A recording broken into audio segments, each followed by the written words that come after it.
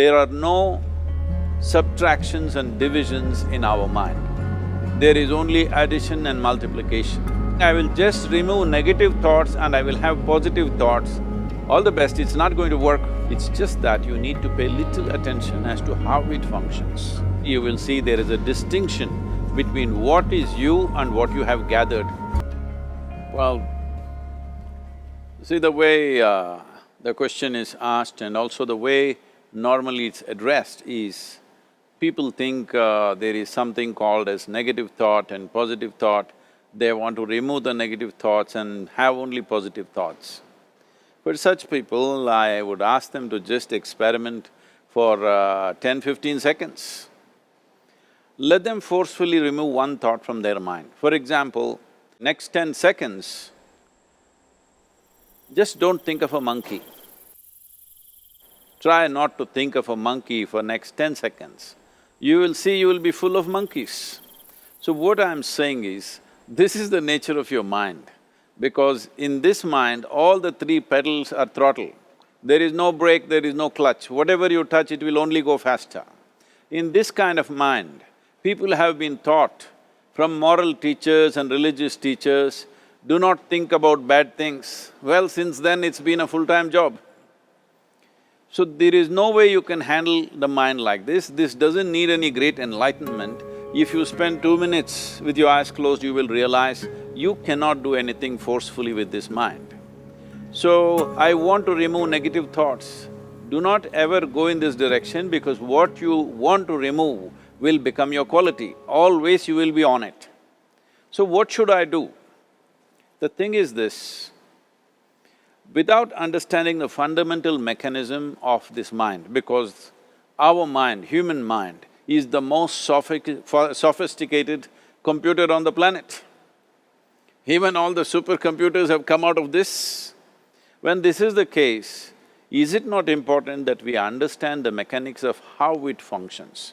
One simplistic aspect of how it functions is, there are no subtractions and divisions in our mind. There is only addition and multiplication. If you try to do something with it, it will say one more. If you try hard, it will multiply into many more. In this mind, you don't try to identify what is positive, what is negative and try to remove it. First of all, one needs to understand, this mind of yours, this body of yours is supposed to serve you. The life that you are is important. Body and mind are vehicles that must serve us. If you sit in a vehicle, it must go where you want to go. If it goes to its own destination, what is the point of such a vehicle? It's just a nuisance. Right now, most human beings are unfortunately experiencing this fantastic possibility of human mind as a nuisance, as a troublesome thing. Well, this is the most beautiful thing you have. It's just that you need to pay little attention as to how it functions. One simple thing is this. First and foremost process is, that's why we put out this process called Isha Kriya. This is to distance yourself from your physiological and psychological process. There is something called as you which exists. This is not a composite of all your thoughts and emotions and physiological processes. Beyond that, there is you. If you close your eyes, even if you cannot see anything, you're still there. It is through the window of your eyes that you're looking out, but if you close your eyes, it doesn't mean that you don't exist, you still exist.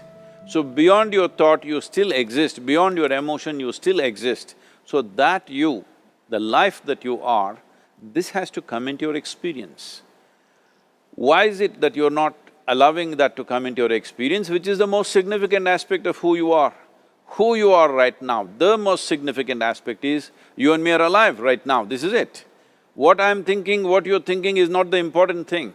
We are alive right now, that is the important thing. So, it is important that you focus on this fundamental sense of aliveness within you, and then you will see there is a natural distance between you and your thought process.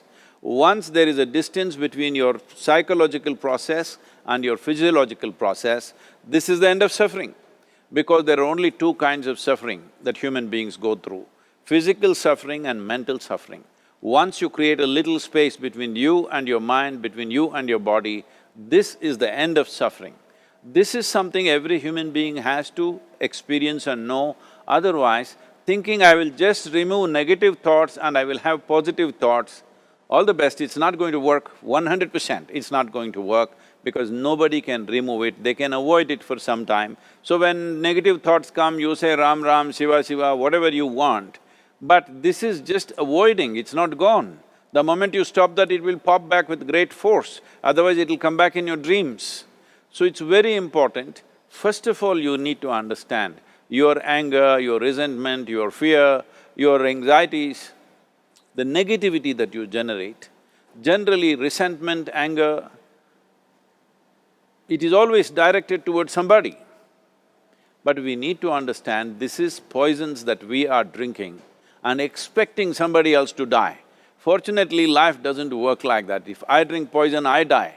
If I drink poison, you don't die. So, we need to understand this. When I say poison, today you can have yourself chemically analyzed. Right now, what is your blood work, what it says? 5 minutes of intense anger, check your blood work and see, there will be lots of negative elements in it, literally you're poisoning yourself. So, do you want to poison yourself? Definitely not. Now the very question is coming from certain helplessness, what shall I do?